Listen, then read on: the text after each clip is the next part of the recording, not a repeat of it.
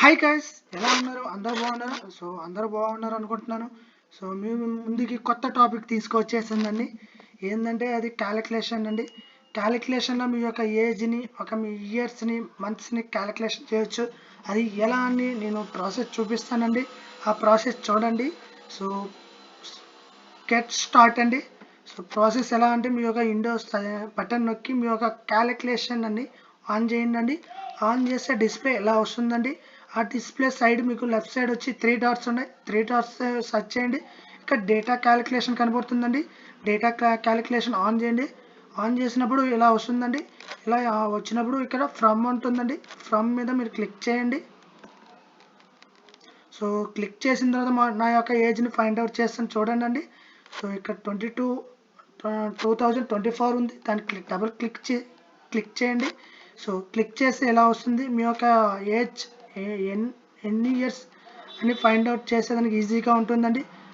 మీరు పుట్టిన year search చేయండి. నేను పుట్టింది వచ్చి 2002 అండి. నేను దాన్ని క్లిక్ చేస్తున్నాను. నేను మంత్ వచ్చి నాది జనవరి అండి. డేట్ వచ్చి నాది జనవరి 1. జనవరి 1 సెర్చ్ చేస్తానండి. చూడండి నా యొక్క ఏజ్ని డిస్ప్లే చూపిస్తున్నాను. 22 ఇయర్స్ అయ్యింది, 4 మంత్స్ అయ్యింది, 4 వీక్స్ అయింది, 2 డేస్ కంప్లీట్ అండి. టోటల్ నాకు వచ్చి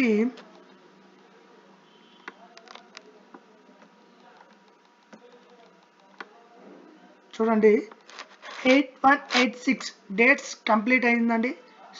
మీ యొక్క ఏజ్ని ఇలా ఈజీగా ఫైండ్ అవుట్ చేయొచ్చు అండి. మీ యొక్క ల్యాప్టాప్ ఎవరిదైనా కానీ ఉంటే మీ చుట్టుపక్కల ఉంటుంది, లేదంటే మీకు ఉంటుంది. ఒకసారి సెర్చ్ చేసి చూడండి ప్రాసెస్. డెఫినెట్లీగా మీ యొక్క ఏజ్ని ఫైండ్ అవుట్ చూసుకోవచ్చు అండి.